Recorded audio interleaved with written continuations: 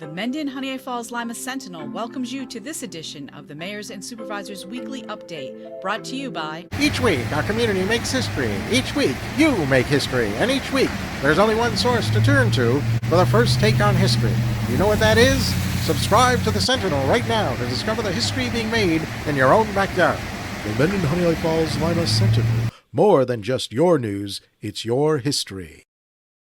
Hey, welcome everyone to this week's edition of the Mayors and Supervisors Update. I'm Chris Carosa, publisher of the Mendon-Honeoye Falls-Lima Sentinel, and each week we bring you the goings-on the towns of villages in our coverage area.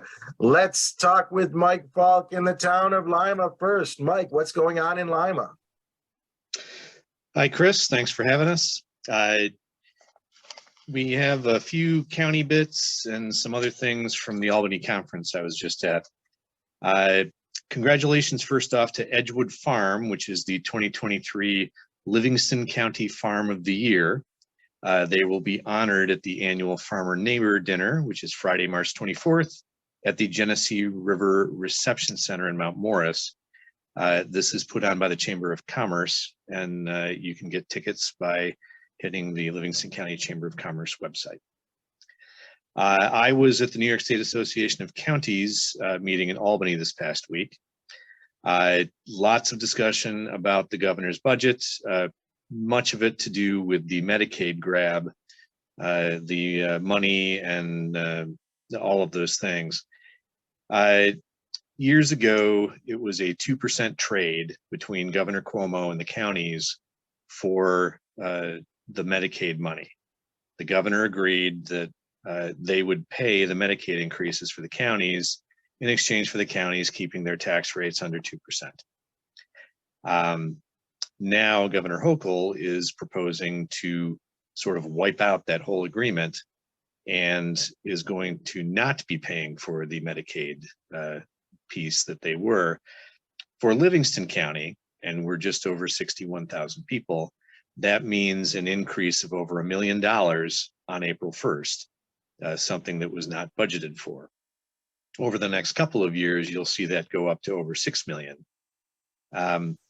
It does kind of mean the end of the 2% tax cap at the county level in New York State.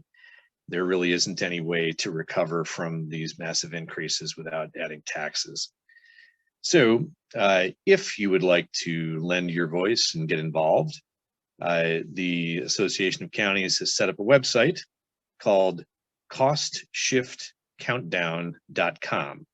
You can go there and see the rolling ticker that shows you it's 28 days or 20 days or however many days left. And there's advocacy buttons. You can click on it, fill out the information, and send it to the correct person in Albany to make your voice heard. At last, Ag and Markets at New York State is working with NYSERDA. They're working to take the pressure off of the Class 1 and 2 farm soils by trying to make it less advantageous to put photovoltaic arrays on them. They're trying to emphasize marginal lands for PV use, things that can't be farmed. Farmers will also be able to apply to be paid for sequestering carbon in trees. There will be a huge push for lead paint abatement and testing in New York State, but only in the 24 highest risk zip codes. None of those zip codes are in Livingston County. There is also a very large lack of certified lead paint inspectors. So all of these efforts are probably going to start a little bit slowly while they try to find staff and then train up. And that's all I've got, Chris. All right. Thanks, Mike. And if nobody noticed, I put my background to the correct background. Thanks for telling me, guys. I wasn't there. All right, hold on. We'll be right back. Okay, Steve, what's going on in Henrietta? Let us know. So we had the State of the Town address was this week, and we had two major announcements. The first was that there will be a new county park in Henrietta. So the town is donating or transferring 70 acres worth of land to Monroe County Parks. for the creation of their 23rd park in the county. The land straddles the Lehigh Valley Trail, so it's going to be a passive park. There's meadow, there are woods, there are wetlands, so a lot of neat trails possibilities through there. There will probably be a shelter, and per my request, the county will be naming that shelter after Peter Mendon-Honeoye, who served the town for 31 years, including 21 years as our chairman of the planning board. And Peter's efforts were instrumental in the preservation of these lands that were part of our conservation clustering that we put in place in 2019. So that's going to be a really nice honor, because unfortunately Peter passed away while in office just prior to the pandemic. So that's going to be a really nice addition. And the other big announcement we had is that I've been working with a developer who is going to restore the Cartwright's Inn that's located in the heart of the West Henrietta Hamlet. So it's one of our oldest buildings in town, very historic. Unfortunately, after the restaurant was closed down, the building has been allowed to start to rot, essentially. The good news is that it's old post and beam construction. The posts are old growth timber, 12 inches on a side. So the structure of the building is very sound. It's not going anywhere. The roof's going to need a lot of work. This developer is probably going to strip the building down to its bones and build it back together. But I'm very excited about that. There's a lot of people who have ties to this restaurant. It was around for many, many years. So it's great to essentially not just get rid of an eyesore, but to restore one of our most historic buildings in town. So very excited about all that. With regards to the state of the town, you know, our financial health is very strong. Even though every year we think they can't possibly go up at the rate they've been going up, mortgage tax and sales tax continue to exceed all expectations. We figure that's going to end at some point, but in the meantime, it means some budget surpluses, so it will gives us the revenue to do some of these capital projects. And then the other thing I announced is that we're taking a look at, there has been a call for a splash pad for some time. We've been looking to do one. We have designs for one, but it's just a matter of funding. And so we will probably we're looking at putting on a referendum for this fall to vote to commit roughly about $350,000 of new tax levy specifically to build the water park or the splash pad. If that then passes, we'll keep that addition in place for subsequent years, and we'll use that to do other improvements to our parks and facilities. And during the public hearings, we'll present what a lot of those proposals are. But there's a lot of plans that we've had in place, and we've just not been able to implement them. In fact, that's one of the reasons this park that we're doing with the county, that was one that we've wanted to put something in place there. But again, we just didn't have the capital. So I reached out to the county and said to Adam Bello, I pointed out that for a town our size, are you surprised that there aren't any county parks in Henrietta? So that will be changing soon. So the schedule on the new park, we're completing our seeker process, and then we will sell the land to the county for $1. And I jokingly said that I'm going to make Adam give me that $1. So we look forward to that. It's going to be, like I said, a passive park, trails. There was some talk, I'd love to see them do it. They were talking about a high ropes course, but there's going to be a master planning project that will take place this summer. So very excited about that. I just got back from the press release for that. So that's about it. All right. Thanks, Steve. Okay. So John, now it's your turn. Tell us about Mendon. What's going on there? You need to unmute yourself first. As always, thanks for having us. I want to appreciate the Brent Rosick, one of our town board members, for substituting for me the last couple of weeks. I wanted to mention that the town of Mendon, by board resolution, had appointed a citizens advisory committee to look into the fire protection within the town of Mendon. And the committee has a factual report on the status of fire protection from a community perspective, considering the governance, operations, and community needs, together with a recommendation for sustainment. This was presented to the town board on March 1st of this year, and it is on the town of Mendon's website. So we certainly appreciate the members of the committee, who are town board member Karen Jenkins, Mendon Fire District Commissioner Ryan Wilsey, Village of Honeoye Falls trustee representative Jerry Lanther, from the Mendon Fire Department Peter Kester, Mike Harmon, from the Honeoye Falls Fire Department Corey Truer and Anthony Militello, from the a resident from the district Fire Protection District David Smith, a resident from the Fire District Stephen Chitter, a village resident Robin Stewart Ha, and the committee chair Muffy Meisensaw. A special thank you to Muffy, because she chaired this committee and did a fantastic job and put together an excellent report. And I certainly encourage everyone to check out that report on our website. The report was delivered to the village and the fire district for their consideration. And I'm sure there will be subsequent meetings held in the future. There is a summary in that report. And so as I mentioned, encourage everybody to take a look at it in the community. Also, I wanted to mention that, in the hamlet of Mendon, we have a very nice business area, and a lot of those businesses that are have apartments upstairs. And those apartments, it's very important that when our code enforcement does their review, that they meet all the standards that are required for life and safety protection.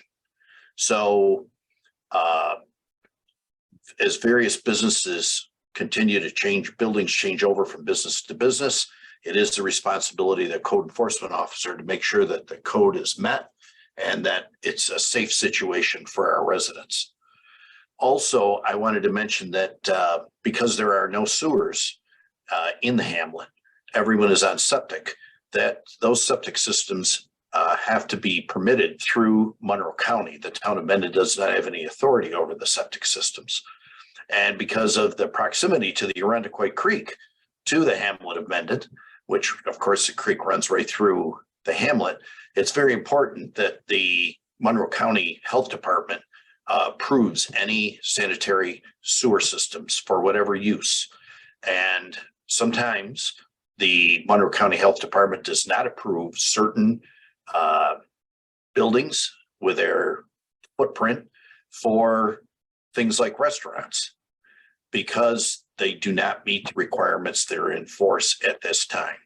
So I would mention to anyone who has questions about this, feel free to call my office, call town hall, talk to the code enforcement officer or myself. Be more than happy to answer any questions. But as always, on social media, certain things get blown out of proportion, and we are certainly want to have the hamlet be a viable place for businesses, and the town encourages businesses in the hamlet and in the business and industrial areas of the town of Mendon. However, there are certain stipulations to that as far as fire code, as far as septic systems that must be met. So I appreciate everyone's concerns, and as I mentioned, feel free to contact me if you have any questions. Thank you. All right. Thanks, John. Rick, over to you. Village of Honeoye Falls and anything happening at Monroe County. Hey, Chris and everyone, it's nice to see you. Really just a very brief overview today. As I mentioned over the last couple of weeks, we're really in the throes of our budget process. And that's really the focus on things in the village. As your viewers are seeing this today on Sunday, there is a fundraiser happening up at the Mendon Community Center. And it's with the Friends of Bourne, who are having another soup sale to help raise funds for the Sister Cities program. And that was going on from, I believe, 11 to 2. So hopefully people have seen that, and you still got a little time as you're hearing this presentation to get over there and support Friends of Bourne and purchase some great soup for your lunch today or dinner tomorrow. With that, as I said, the focus in the village right now is strictly really budget. As I'm going to kind of dovetail a little bit into both, I think, what Mike Falk was talking about, as well as Supervisor Moffett. We have a lot going on within the budget that focuses on the cost and the rising costs of doing business. As Mike has said, the 2-year or the 2% tax cap is really going to be hard for a lot of municipalities moving forward to stick with. Just with rising costs, construction costs, everything we're purchasing. But most importantly, it then also ties into emergency services. As John mentioned, we've had an incredible group of people looking at our fire services throughout the town of Mendon, including the village of Honeoye Falls. And our village board is looking forward to participating in that discussion of the report and consider next steps. But what we're also concerned about is our ambulance service. And there's been a lot of information in the papers as of late. And some of the costs and really some of the salaries that are being increased, trying to keep our EMS people doing their jobs and trying to remain competitive. We've seen starting salaries in the now anywhere from $25 to $32 an hour range for both basic life support as well as advanced life support. And our salaries with the Honeoye Falls Mendon ambulance are quite a bit lower than that.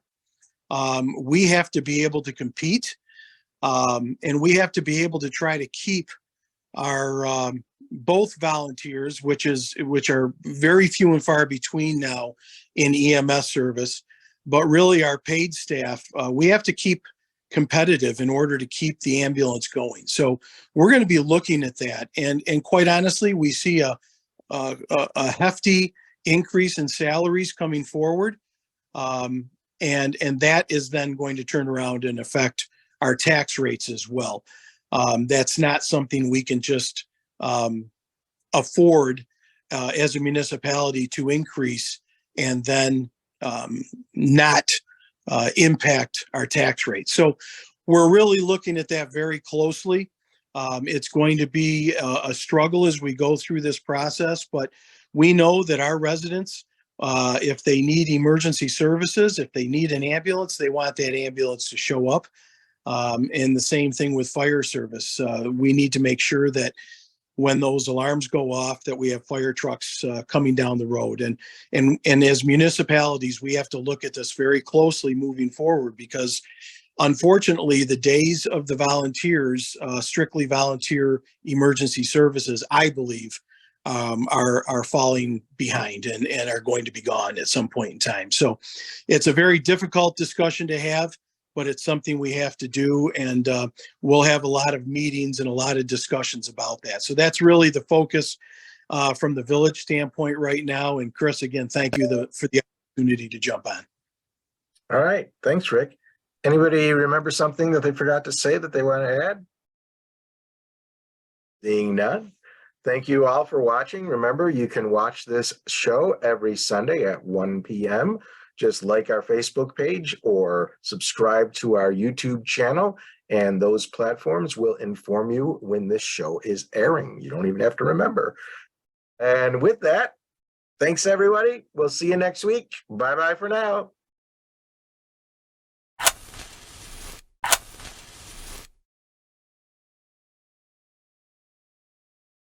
Imagine yourself communicating with a difference. Pan-Dimensional Solutions helps you do this. Whether live spectator events, taped broadcasts, or real-time audience-engaging programs, you can benefit immediately from the tools Pan-Dimensional Solutions will share with you.